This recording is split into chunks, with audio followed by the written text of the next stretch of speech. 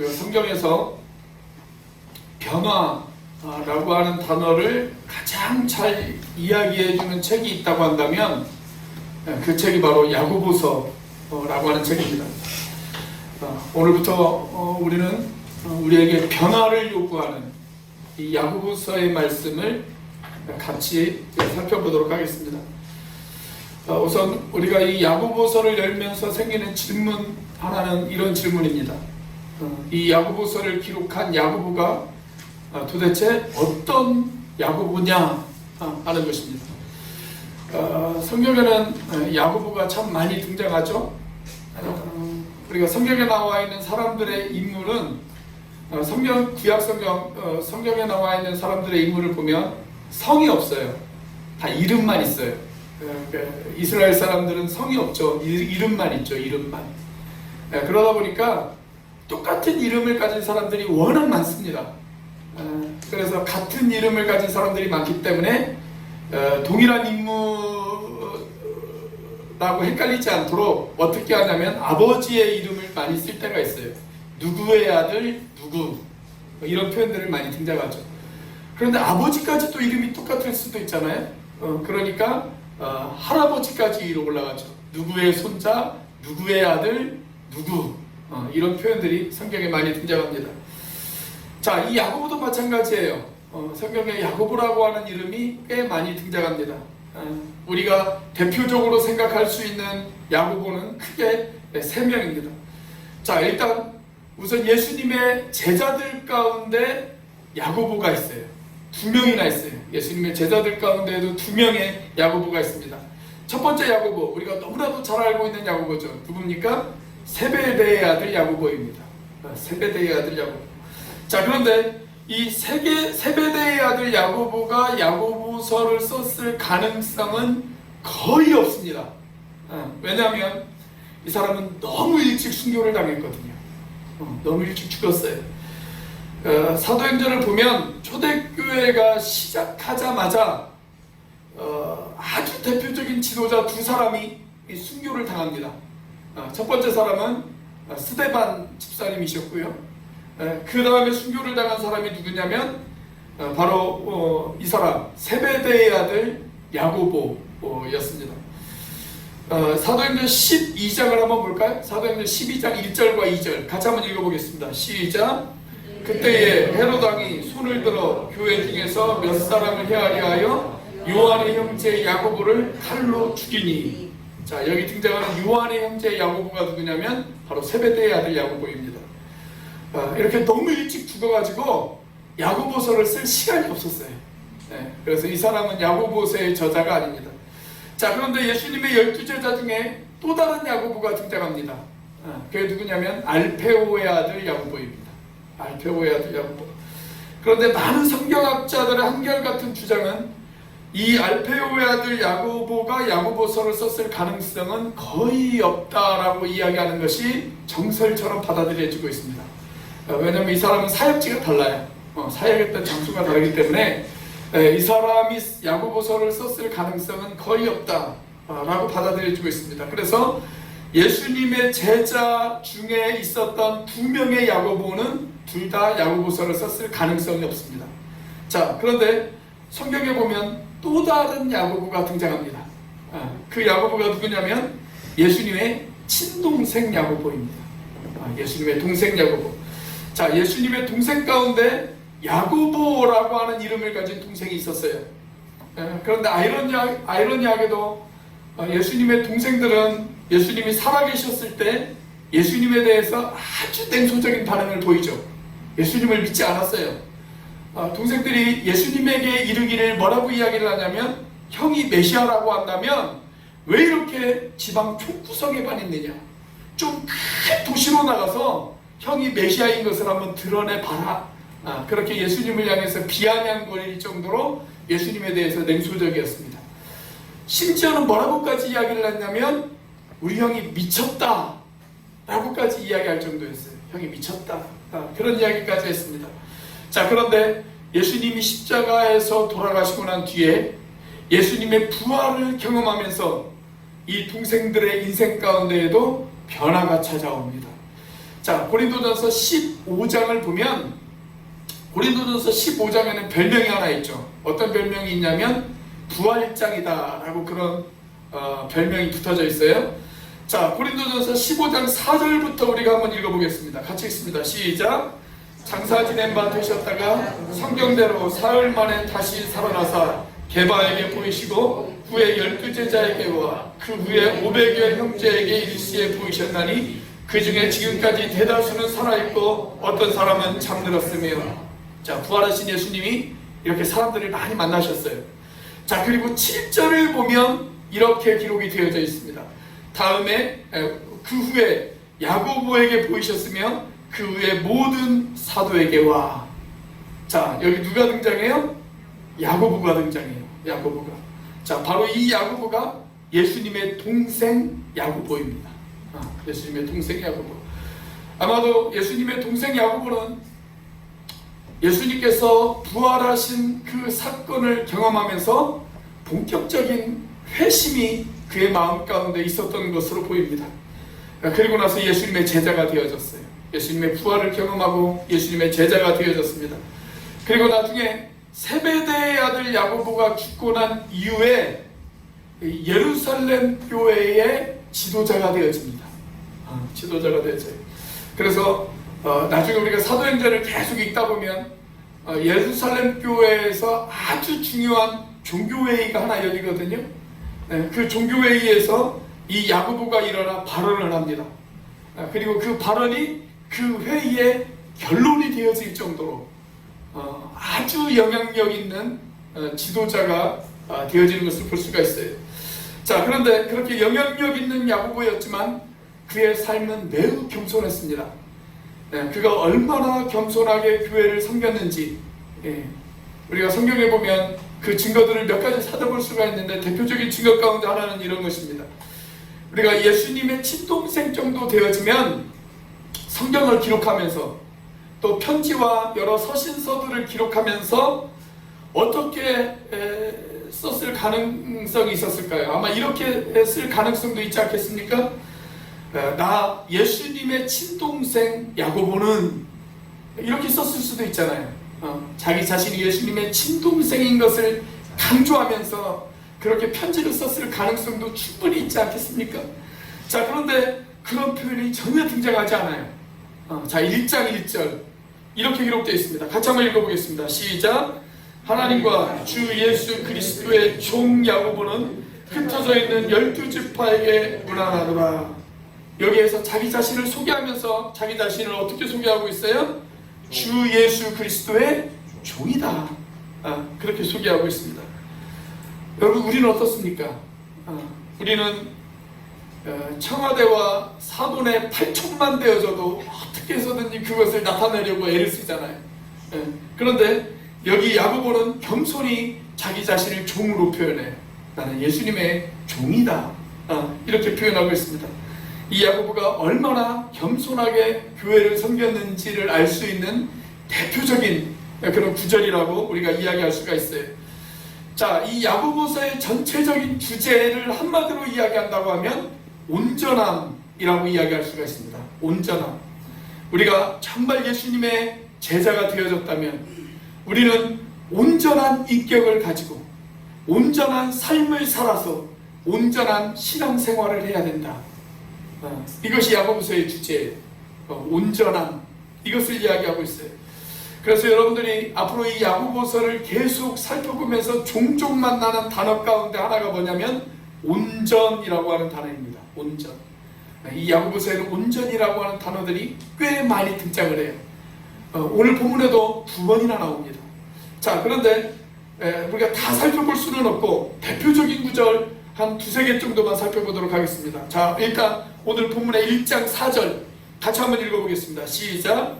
인내를 온전히 이루라. 이는 너희로 온전하고 구비하여 조금도 부족함이 없게 하려 함이라. 여기도 인내를 온전히 이루라고 그렇게 나오죠. 자, 2장으로도 한번 가보겠습니다. 2장 22절입니다. 같이 읽습니다. 시작. 내가 보거니와 믿음이 그의 행함과 함께 일하고 행함으로 믿음이 온전하게 되었느니라. 그러니까 우리가 그냥 믿습니다 이렇게 입술로만 고백하는 것이 진짜 신앙이 아니다라는 거예요. 그게 진짜 신앙이 아니다. 내가 입술로 주님 내가 믿습니다. 주님 제가 주님의 제자입니다. 이렇게 고백하는 것으로 끝나는 것이 아니라 그 믿음이 행함으로 보여져야 어떻게 되어진다고요? 그게 바로 온전한 믿음이 되어진다. 그렇게 이야기하고 있어요. 자, 하나만 더 볼까요? 3장 2절입니다. 같이 한번 읽어보겠습니다. 시작. 우리가 다 실수가 많으니 만일 말에 실수가 없는 자라면 곧 온전한 사람이라 능히 온몸도 불내 씌우리라. 이렇게 야고보서에는 온전이라고 하는 단어가 계속 등장을 해요. 거의 매 장마다 온전이라고 하는 말이 등장을 합니다. 자, 이 정도로 이 단어가 많이 등장한다면 지금 야고보가 어떤 의도를 가지고 이 편지를 우리에게 쓰고 있는지를 우리가 대충 짐작할 수가 있겠죠? 지금 야고보는 우리에게 온전한 믿음, 온전한 삶, 온전한 신앙이 무엇인지를 우리에게 가르쳐주고 싶은 것입니다. 자, 우리 옆에 있는 분에게 이렇게 한번 인사해 보겠습니다. 우리 온전해집시다. 한번 인사해 보세요. 온전해집시다. 자, 그런데 여기에서 우리가 알아야 될 사실이 하나 있습니다. 그게 뭐냐면 온전과 완전은 다르다라는 것입니다. 온전과 완전은 달라요. 이 온전이라고 하는 말을 우리가 쉽게 사용하는 다른 말로 바꿀 수 있다고 한다면 성숙이라고 하는 말로 바꿀 수가 있습니다. 성숙. 그래서 여기에 말하는 온전한 사람은 어떤 사람이냐? 바로 성숙한 사람입니다. 그래서 야고보서는 성숙한 믿음, 성숙한 신앙을 우리에게 이야기하고 있어요. 여러분, 저와 여러분이 결코 완전해질 수는 없죠. 우리는 완전해질 수 없어요. 여기 서 있는 저도 그렇고 앉아있는 여러분들도 그렇고 우리는 절대 완전한 신앙을 가질 수 없습니다. 적어도 우리가 이 땅에서 살고 있는 한 우리는 절대 완전한 신앙을 가질 수가 없어요. 그러나 우리가 성숙한 신앙은 가질 수 있지 않겠습니까? 성숙한 신앙. 작년보다 올해 우리의 신앙은 더 성숙해져 있어야 합니다. 내가 예수님을 처음 만났던 그 시간보다 바로 지금 우리의 신앙은 더 성숙해져 있어야 합니다. 여러분은 그런 성숙한 신앙, 성숙한 믿음, 성숙한 삶을 살고 계십니까? 오늘부터 우리가 이 야고보서를 살펴보면서 과연 내 삶 가운데 어떤 부분에 이 성숙함이 필요한지 우리 자신을 한번 뒤돌아보는 그런 시간이 되시기를 주의 이름으로 축원합니다.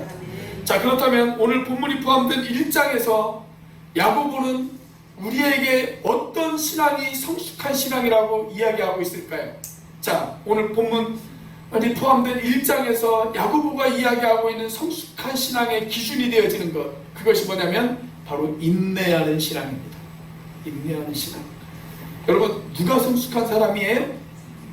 인내하는 사람이 성숙한 사람이에요. 인내할 줄 아는 사람, 그 사람이 성숙한 신앙입니다. 여러분, 성숙의 반대가 뭡니까? 성숙의 반대.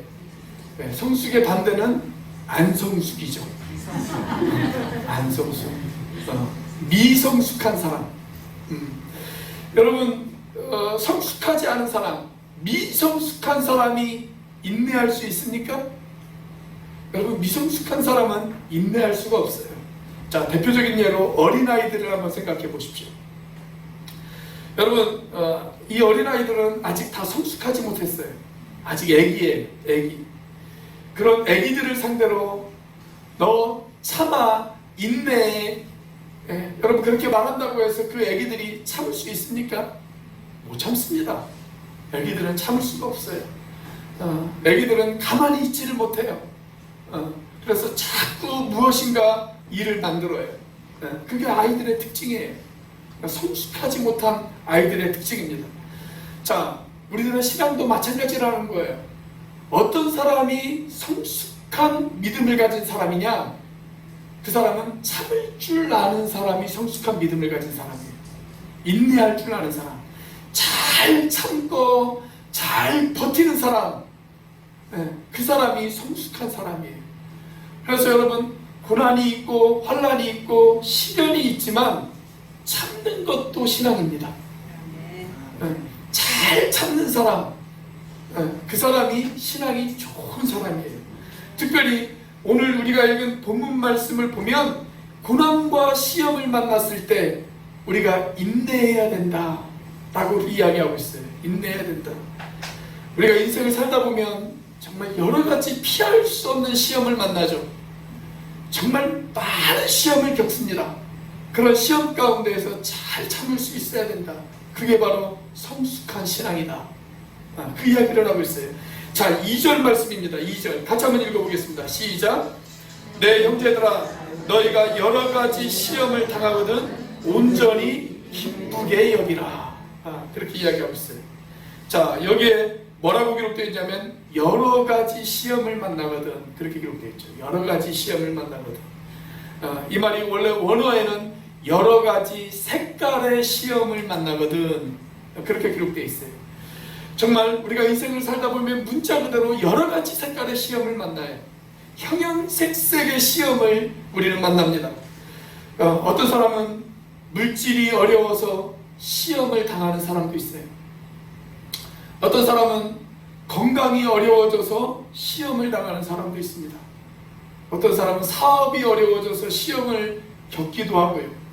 어떤 사람은 사람들과의 관계가 어려워져서 그것 때문에 시험을 겪기도 합니다. 정말 우리는 인생을 살면서 형형색색의 여러 가지 색깔의 시험을 당합니다. 여러분들은 지금 어떤 시험을 당하고 있습니까? 여러분들 가운데 어떤 분은 경제적인 시험을 당하신 분들도 있을 것입니다. 여러분들 가운데 어떤 분은 건강의 시험을 당하신 분들도 있을 것입니다. 여러분들 가운데 어떤 분은 관계의 시험을 당하시는 분들도 있을 것입니다. 그래서 부부 간의 관계가, 또 부모와 자녀 간의 관계가, 지체들 간의 관계에 어려움이 생겨서 그것 때문에 시험을 당하시는 분들도 있을 것입니다. 남들에게 차마 이야기하지 못하는 여러분들의 시험 무엇입니까? 자, 그 시험이 왜 찾아왔을까요? 그 시험이 나에게 찾아왔을 때 그것을 이상하게 생각하지 말라는 거예요. 우리에게는 그런 시험이 찾아올 수 있다는 것입니다. 자, 그렇다면 문제는 뭐냐면 이런 시험을 만났을 때 우리가 어떻게 승리할 수 있을까? 야고보서의 메시지는 바로 거기에서부터 출발합니다. 자, 그런데 오늘 우리가 읽은 1절에서 12절까지에 등장하는 시험은 나쁜 시험이 아니에요. 1절에서 12절까지에서 등장하는 시험은 좋은 의미의 시험입니다. 하나님이 주시는 시험이에요. 여러분, 시험은 하나님이 주시는 것도 있고 마귀가 주는 것도 있습니다. 그런데 1절에서 12절까지 등장하는 시험은 하나님이 주시는 시험이에요. 이 시험은 나쁜 시험이 아니에요. 이 시험은 나를 성숙시키는 시험이에요. 나에게 나중에 상을 주시는 시험. 이 시험을 잘 통과하면 하나님의 상이 우리에게 주어져요. 자, 그래서 12절에 이렇게 기록되어 있죠. 자, 12절 말씀 같이 한번 읽어보겠습니다. 스크린에는 없지만 12절 같이 한번 읽겠습니다. 시작. 시험을 참는 자는 복이 있나니 이는 시련을 견디어낸 자가 주께서 자기를 사랑하는 자들에게 약속하신 생명의 멸관을 얻을 것이기 때문이라. 하나님이 주신 시험, 이 시험을 잘 참는 자는 복이 있다. 나중에 생명의 멸관이 그에게 주어질 것이다. 그렇게 이야기를 해요. 그리고 이 시험은 오래가지 않아요. 이 시험은 짧은 시험이다. 곧 끝날 시험이다. 그렇게 이야기합니다. 해가 돋고 뜨거운 바람이 불어 풀을 말리면 꽃이 떨어져 그 모양의 아름다움이 없어지거니와 부한 자도 그 행하는 일에 이와 같이 쇠잔하리라. 이렇게 말씀하고 있잖아요. 11절에. 그러니까 이 시험은 짧아요. 이 시험은 짧아요. 곧 끝나요. 끝나는 시험이에요. 끝이 보이는 시험이에요. 하나님이 우리에게 주시는 시험, 여러분, 그 시험은 그 시험의 끝에 우리에게 상이 주어져 있습니다. 상이 주어져 있어요. 자, 그런데 나쁜 시험도 있어요. 하나님만 우리를 시험하시는 게 아니에요. 마귀도 우리에게 시험을 가져다 줘요. 그 시험이 어디에 등장하냐면 13절 이하에 등장합니다. 그래서 마귀가 주는 시험은 우리가 다음 주에 살펴보겠습니다. 1절부터 12절까지는 하나님이 우리에게 주시는 시험을 이야기하지만 13절부터 등장하는 시험은 나귀가 우리에게 주는 시험이에요. 나귀가 우리에게 주는 시험, 똑같이 그냥 우리나라 성경에는 시험이라고 번역되어 있지만 영어 성경을 보면 단어가 달라요. 그래서 1절부터 12절까지는 테스트라고 되어 있습니다. 하나님이 나를 테스트하시는 거예요. 그런데 13절부터 나오는 시험은 테스트가 아니에요. temptation, 유혹이라고 되어 있습니다. 유혹. 마귀는 우리를 유혹해요. 그러나 하나님은 우리를 시험하십니다. 자, 학생들이 학교에서 시험을 보는 것, 여러분 그것은 좋은 일입니까? 나쁜 일입니까? 좋은 일이죠. 좋은 일이에요. 그 시험을 통해서 내 실력을 평가해 볼 수가 있어요. 그리고 내가 부족한 부분이 무엇인지를 확인할 수가 있습니다. 그래서 시험을 통해서 내가 이 과목이 부족하구나, 내가 이 과목을 잘 보충하면 그거보다 더 큰 시험이 왔을 때 그 시험을 잘 치를 수가 있어요. 잘 치를 수가 있어요. 그래서 시험은 나를 성숙시켜 줍니다. 그 시험을 통해서 내가 연단되어집니다. 그 시험을 통해서 잘 보충하면 더 훌륭하게 나를 업그레이드 시킬 수가 있습니다. 물론 시험을 보는 것, 그건 즐거운 일입니까? 즐겁지 않은 일입니까? 지금 시험 기간이죠? 시험을 보는 것 즐거운 일이에요? 즐겁지 않은 일이에요? 즐겁지 않죠? 시험을 보는 건 절대 즐겁지 않아요. 그렇지만 그 시험의 끝은 나에게 유익을 가져다 줘요. 여러분, 혹시 여러분들 가운데 학교 다니실 때 이런 분 계셨어요? 나는 옛날에 학교 다닐 때 시험을 치르는 것이 너무나도 기뻤습니다. 시험 기간이 다가오면 내 마음에 흥분되고 설레어서 잠을 이루지 못했습니다. 이런 분 있으시면 손 한번 들어보십시오. 없으시죠? 자, 그럼 질문 하나 더 던지겠습니다. 자, 내가 시험이 이렇게 고통스러운 것이니까, 시험이 이렇게 힘든 것이니까 학교 교육과정에서 시험은 영원히 사라져야 합니다. 이렇게 생각하시는 분 있으시면 손 한번 들어보십시오. 없으시죠? 예. 가끔 이런 질문에 손을 붙여서 저를 당황하게 하시는 분들이 계시는데 다행스럽게 오늘은 없습니다. 예. 그러니까 여러분들은 아주 지극히 정상적인 분들이세요. 아주 지극히 정상적인 분들이십니다. 여러분들은 지금 아주 중요한 두 가지의 성경적 원칙에 대해서 동의하신 겁니다. 첫 번째, 뭘 동의하셨냐면 시험은 아무도 좋아할 수 없다. 여기에 동의하셨어요. 시험은 아무도 좋아할 수 없다. 자, 또 하나 동의하신 것, 그럼에도 불구하고 시험은 반드시 필요하다. 여기에 동의하신 것입니다. 여러분, 우리들의 삶에서 다가오는 모든 시험도 그렇습니다. 때때로 그 시험은 나를 힘들게 합니다. 때때로 그 시험은 내 눈에서 눈물을 흘리게 만듭니다. 때때로 그 시험은 내 가슴을 찢어놓는 그런 아픔을 우리에게 가져다 줄 때도 있습니다. 시험은 괴롭습니다. 시험은 되도록이면 안 왔으면 좋겠습니다. 시험은 피하고 싶습니다. 그러나 그럼에도 불구하고 하나님이 저와 여러분들에게 시험을 주시는 이유, 그 시험을 잘 통과하면 그 시험의 끝에 성숙이 기다리고 있기 때문에 그렇습니다. 그래서 저와 여러분들에게 하나님은 때때로 시험을 허락하십니다. 자, 우리 옆에 있는 분들에게 이렇게 한번 인사해 보겠습니다. 즐길 수 없지만 시험은 필요하답니다. 이렇게 한번 인사해 보세요. 즐길 수 없지만 시험은 필요하답니다. 자, 문제는 이 시험에서 우리가 어떻게 승리할 수 있느냐, 바로 이것이죠. 내가 이 시험에서 어떻게 승리할 수 있느냐. 피할 수 없는 것이라면, 어차피 우리에게 주어지는 것이 시험이라면, 하나님이 나를 위해서 예비한 것이 시험이라면, 그렇다면 이 시험 가운데에서 우리가 어떻게 승리할 수 있느냐. 오늘 본문 말씀을 보면 우리가 이 시험을 만났을 때 이 시험에서 기억해야 될 네 가지의 동사를 우리에게 소개해 주고 있습니다. 이 네 가지의 동사는 이 시험을 이기는 네 가지의 열쇠라고 이야기할 수도 있습니다. 자, 시험을 이기게 하는 네 가지의 열쇠, 과연 무엇일까요? 첫째, 여기라 라고 하는 열쇠입니다. 여기라. 자, 오늘 본문의 2절이죠. 같이 한번 읽어보겠습니다. 시작. 내 형제들아, 너희가 여러 가지 시험을 당하거든 온전히 기쁘게 여기라. 자, 여기에서 여기라 라고 하는 이 말이 부탁하는 말로 되어 있습니까? 명령하는 말로 되어 있습니까? 명령어죠. 이건 명령어예요. 명령은 내가 선택할 수 있는 문제가 아니에요. 명령은 순종해야 될 부분입니다. 여러분, 시험당해서 기뻐할 사람이 누가 있겠어요? 시험당해서 마음이 즐거워할 사람이 누가 있겠습니까? 그것이 즐겁지 않고 기쁜 일이 아니지만 그래도 내가 의지를 가지고 어떻게 해야 된다고요? 기쁘게 여겨야 된다는 거예요. 기쁘게 여겨야 된다. 이 시험 끝에는 내가 이 시험을 잘 통과하면 하나님께서 나에게 상을 준비해 놓고 기다리고 계신다. 내가 이 상을 잘 통과하면 내 믿음이 지금보다 더 성숙되어질 수 있다. 내가 한층 업그레이드된 모습으로 하나님 앞에 나아갈 수 있다. 그것을 알기 때문에 기뻐하라는 거예요. 기뻐해라. 여러분, 학생들이 시험을 치러요. 시험을 기다리는 학생들은 없어요.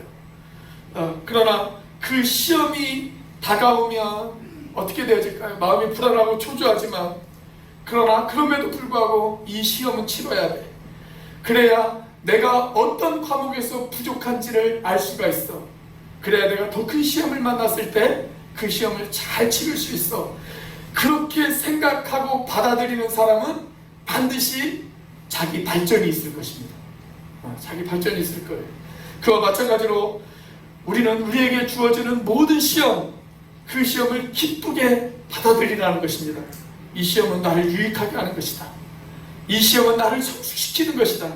지금 당장은 내가 기뻐할 수 없지만 이 시험이 나를 힘들게 하는 것이지만 그러나 이 시험의 끝에는 나의 성숙이 기다리고 있다. 그것을 생각하고 어떻게 하라고요? 기쁘게 여기라 라는 것입니다. 여기라. 자, 시험에서 승리하는 4가지 열쇠. 두 번째는 알라라고 하는 단어입니다. 알라. 자, 3절 말씀입니다. 같이 한번 읽어보겠습니다. 시작. 이는 너희 믿음의 시련이 인내를 만들어내는 줄 너희가 알미라. 알미라. 야고보서 전체의 주제는 온전함이에요. 성숙이라고 이야기할 수가 있습니다. 자, 그 성숙의 증거로 1장에서 이야기하고 있는 것이 바로 인내예요. 인내. 자, 그런데 여러분, 우리가 인내하기 위해서는 뭐가 필요할까요? 시련이 필요해요. 시련을 경험하지 않고는 절대 인내의 사람이 되어질 수가 없습니다. 여러분, 훈련하지 않고 훌륭한 군인이 되어지는 사람 보셨습니까? 그렇지 않아요. 그래서 반드시 훈련이 필요해요. 시련이 필요해요. 시련을 통해서 우리는 훌륭한 신앙에 인내하는 사람으로 바뀔 수가 있는 거예요. 옛날 영국에 어떤 귀족 부인이 있었다고 그래요. 그런데 이 부인이 아주 하나님을 열심히 믿는 신실한 그리스도인이었습니다. 이 부인이 어느 날 하나님 앞에 이렇게 기도했어요. 하나님, 제가 제 삶을 뒤돌아보니까 저에게는 인내가 좀 부족한 것 같아요. 하나님, 저에게 인내할 수 있는 마음을 주세요. 제가 잘 인내하는 그런 사람이 되어질 수 있도록 하나님 저를 좀 도와주세요. 그렇게 기도하기 시작을 했어요.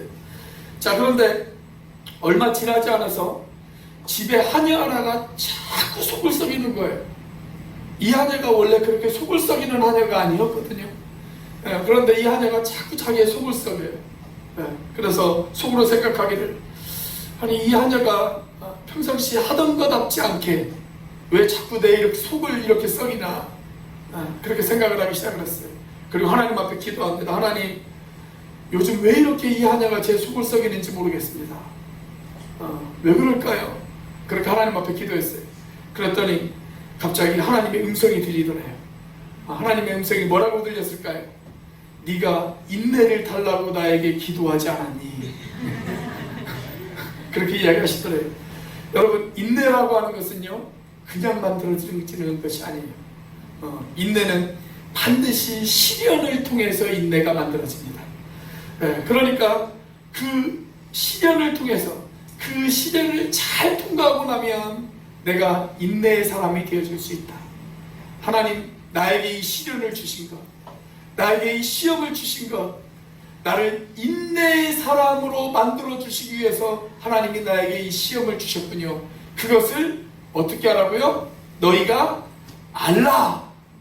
그 이야기예요. 그 알라. 시험이 다가오면 하나님 나를 인내의 사람으로 만들기 위해서 하나님이 나에게 이 시험을 주셨군요. 그걸 너희가 알아야 된다. 그 이야기입니다. 자, 시험에서 승리하는 세 번째 열쇠 무엇일까요? 이루라 라고 하는 열쇠입니다. 이루라. 자, 4절입니다. 4절 말씀 같이 한번 읽어보겠습니다. 시작. 인내를 온전히 이루라. 이는 너희로 온전하고 구비하여 조금도 부족함이 없게 하려 함이라. 시련을 통해 우리의 인내가 길러져요. 그게 3절 말씀이죠. 자, 그런데 4절에서 계속 말하기를 뭐라고 이야기를 하냐면 인내를 온전히 이루라. 그렇게 이야기합니다. 한 번 시련으로 우리의 인내가 이루어지지 않아요. 계속되어지는 시련을 통해 우리의 인내를 온전히 이룰 수가 있습니다. 자, 그렇게 인내를 온전히 이루면 어떻게 되어질까요? 여기 4절 말씀해 보니까 우리가 온전해지고 구비해집니다. 온전해지고 구비해져요. 자, 그런데 여기 온전하여 또는 구비하여 이런 표현이 어디에서 가장 많이 사용되어지냐면 우리 예수님의 인격을 설명할 때 가장 많이 사용되어지는 표현입니다. 그러니까 온전하고 구비하며 조금도 부족함이 없는 대표적인 분, 그분이 누구일까요? 우리 예수님이시죠. 우리 예수님. 그래서 여러분, 우리 예수님은 십자가 위에서도 인내하셨잖아요. 자기 자신을 조롱하고 멸시하고 못 박는 그 사람들까지도 예수님께서는 참으셨잖아요. 십자가 위에서 우리 예수님이 인내를 온전히 이루셨어요. 그래서 저와 여러분들이 인내를 이루다 보면, 인내하다 보면 온전을 이루게 되어져요. 그렇게 온전해지면 결국 누구를 닮게 되어질까요? 예수님을 닮게 되어지는 거예요. 예수님을 닮게 되어진다. 그래서 저와 여러분들이 많은 시험을 통해서 그 시험을 잘 참고 이기면 우리는 온전한 사람이 되어지고 결국은 예수님을 닮아가는 사람이 되어진다는 것입니다. 그런 사람이 되시기를 주의 이름으로 축원합니다. 네. 자, 마지막 시험에서 승리하는 마지막 네 번째 열쇠 무엇일까요? 구하라 라고 하는 열쇠입니다. 구하라. 자, 우리가 뭘 구해야 될까요? 그리고 우리가 어떻게 구해야 될까요? 자, 그 대답이 5절에 나와 있죠. 5절 말씀 같이 한번 읽어보겠습니다. 시작. 너희 중에 누구든지 지혜가 부족하거든 모든 사람에게 후히 주시고 꾸짖지 아니하시는 하나님께 구하라. 그리하면 주시리라. 자, 여기서 중요한 단어가 뭐냐면 구하라 라고 하는 단어입니다. 구하라. 자, 그런데 뭘 구해야 됩니까? 지혜를 구하라. 그렇게 되어 있어요. 지혜를 구하라. 여러분, 이런 광경을 한번 상상해 보십시오. 학생 한 명이 시험 기간이 되어졌어요. 그래서 책상에 딱 앉아 있는데 학교에서 시험 시간이 되어져서 책상에 앉아 있어요. 시험지가 자기 앞에 딱 주어졌습니다. 그 시험지를 받아놓고 학생이 이렇게 기도하고 있는 장면을 한번 상상해 보십시오. 하나님, 저는 시험을 치르는 것이 너무너무 싫어요. 이 시험지가 제 눈앞에서 사라질 수 있도록 역사하여 주시옵소서. 여러분, 그게 말이 됩니까? 안 됩니까? 안 되죠. 그게 말이 안 되죠. 자, 시험지가 내 앞에 있다. 그러면 무엇을 위해서 기도해야 될까요? 하나님, 이 시험을 잘 치를 수 있도록 도와주세요. 잘 치를 수 있도록 도와주세요. 하나님, 그리고 무엇보다도 저에게 지혜가 필요해요. 제가 열심히 공부한 것 생각날 수 있도록 하나님 저에게 지혜를 주세요. 이렇게 기도해야 맞지 않겠습니까? 그렇기 때문에 여러분, 시험이 올 때 우리가 제일 먼저 구해야 될 것, 그것이 뭐냐? 바로 지혜입니다. 지혜. 자, 그런데 성경에 보면 우리가 이 지혜를 구하면 하나님이 상당히 기뻐하시는 것 같아요. 왜냐하면 지혜를 구했다가 수치 낮은 사람이 있어요. 그 대표적인 사람 누구입니까? 솔로몬이잖아요. 솔로몬. 솔로몬이 어느 날 하나님 앞에 이렇게 구하지 않습니까? 하나님, 제가 왕이잖아요. 백성들이 억울한 일을 당하면 저에게 와서 판결을 내려달라고 부탁을 해요. 그런데 제가 지혜가 없어서 백성들 가운데 억울한 피해를 보는 사람이 없어야 되지 않겠습니까? 하나님, 그러니 저에게 지혜로운 마음을 주세요. 제가 잘 판단할 수 있도록, 제가 억울한 사람이 생기지 않을 수 있도록 하나님, 저에게 지혜로운 마음을 주세요. 그렇게 기도하잖아요. 그때 하나님이 흐뭇해 하셨어요. 그래서 솔로몬에게 뭐라고 이야기를 합니까? 네가 정말 구해야 될 것을 잘 구했다. 네가 구하지 않은 다른 것도 내가 너에게 주겠다. 그러면서 부와 장수와 성공까지 하나님께서 이 솔로몬에게 약속을 하시잖아요. 그러니까 지혜를 구해서 수지 맞은 대표적인 사람이 바로 이 솔로몬입니다. 자, 그렇다면 여러분, 우리들도 지혜를 구해야 되잖아요. 하나님께 우리에게 시험이 찾아왔을 때 우리에게 지혜를 달라고 하나님 앞에 구해야 되지 않겠습니까? 그런데 어떻게 구해야 될까요? 그 답이 6절과 7절에 나와요. 자, 6절과 7절 같이 한번 읽어보겠습니다. 시작. 오직 믿음으로 구하고 조금도 의심하지 말라. 의심하는 자는 마치 바람에 밀려 요동하는 바닷물결 같으니 이런 사람은 무엇이든지 죽게 얻기를 생각하지 말라.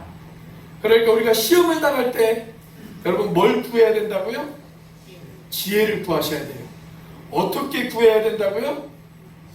믿음으로 구해야 된다. 그렇게 기록되어 있습니다.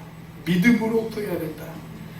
내가 하나님 앞에 지혜를 구하면 하나님께서 반드시 나에게 이 시험을 이길, 이 시험을 통과할 수 있는 지혜를 하나님께서 나에게 주신다.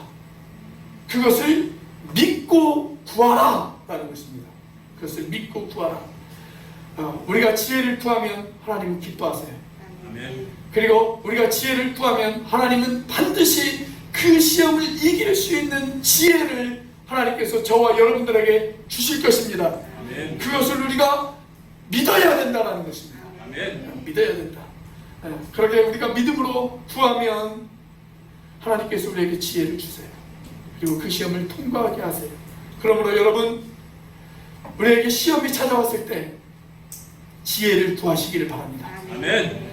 그리고 그렇게 지혜를 구했다면 흔들리지 말고 하나님을 믿으시기를 바랍니다. 아멘. 이 시험을 이길 수 있는 지혜를 하나님이 우리에게 주실 것입니다. 아멘. IMF보다 더 어려운 경제 상황이 닥칠 수도 있다라고 경제 전문가들은 그렇게 지금 상황을 진단하고 있습니다. 그러나 여러분, 하나님 앞에 지혜를 구하십시오. 하나님 앞에 지혜를 구하면 하나님께서는 이 위기를 극복할 수 있는 지혜를 하나님께서 저와 여러분들에게 주실 것입니다. 아멘. 여러분들 어떤 시험을 당하셨습니까? 여러분들 가정에 어떤 시험이 찾아왔습니까?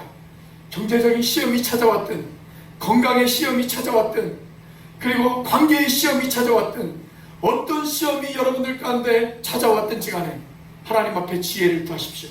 아멘. 믿고 지혜를 구한다면 하나님께서 반드시 여러분들에게 지혜를 주실 것입니다. 아멘. 그리고 그 지혜는 여러분들의 그 시험의 무게가 어떠하든지, 그 시험의 크기가 어떠하든지, 그 시험의 색깔이 어떠하든지 그것을 극복할 수 있는 하나님의 힘을 저와 여러분들에게 제공해 주실 것입니다. 아멘. 그 시험은 반드시 극복될 것입니다. 아멘. 우리는 반드시 그 시험을 이겨낼 것입니다. 아멘. 그렇기 때문에 사랑하는 여러분, 하나님 앞에 지혜를 구하시는 저와 여러분들이 되시기를 주의 이름으로 축원합니다. 아멘. 그리고 마침내 우리는 온전한 성숙한 사람이 되어져 하나님 앞에 서게 되어지고 이 시험에서 승리하여 온전한 믿음을 가진 사람으로 하나님 앞에 서게 되어질 것입니다. 저와 여러분들이 그런 사람이 되시기를 주의 이름으로 축원합니다. 기도하시겠습니다.